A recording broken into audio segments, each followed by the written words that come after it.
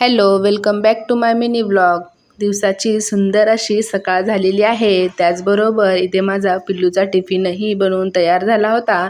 आज टिफिनमध्ये बनवले होते आप्पे. दुपारी हे पिल्लूचं असं स्टिकर कट करण्याचं काम चाललं होतं. माझ्याकडे भरपूर असे गणपती बाप्पाचे स्टिकर होते. त्याला म्हणलं तू हे कट कर, म्हणजे तोही बिझी राहील आणि छान डेकोरेशनसाठी काहीतरी वेगळंही होईल. पिल्लूला स्टिकर कट करण्याचं काम लावलं व मला इथे वस्त्रमाळ बनवायची होती. एका व्हिडिओमध्ये मी पाहिलं होतं की ही डिझाईनची अशी वस्त्रमाळ बनवायची. आता ही वस्त्रमाळ पाहायला तर खूप सोपी वाटली होती, पण बनवायला थोडीशी अवघडच वाटली, कारण आमच्याकडे विकतचा कापूस नसतो, हा घरचा कापूस होता.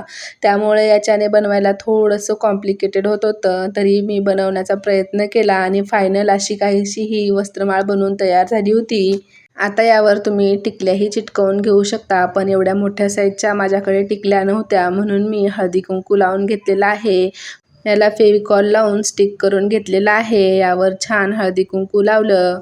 पण ही वस्त्रमाळ अशापेक्षा जो विकतचा कॉटन मिळतो त्याने खूप छान बनते.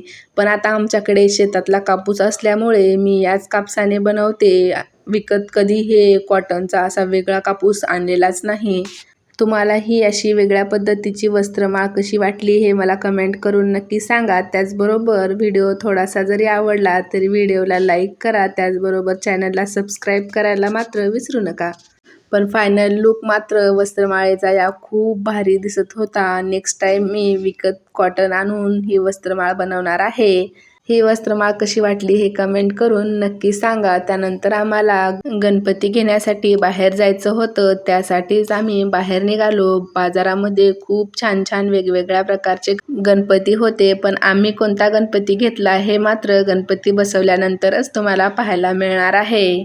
मला शाडू मातीचा गणपती घ्यायचा होता, पण त्याचे स्टॉल बहुतेक ठिकाणी तर नव्हतेच. बाहेर गेलो आणि पाणीपुरी खाणार नाही असं तर होणारच नाही. आणि पाऊस आल्यामुळे पिल्लूची काहीशी अशी मस्ती चालू होती. चला तर मग भेटूया उद्याच्याच नवीन ब्लॉगसोबत. Bye bye.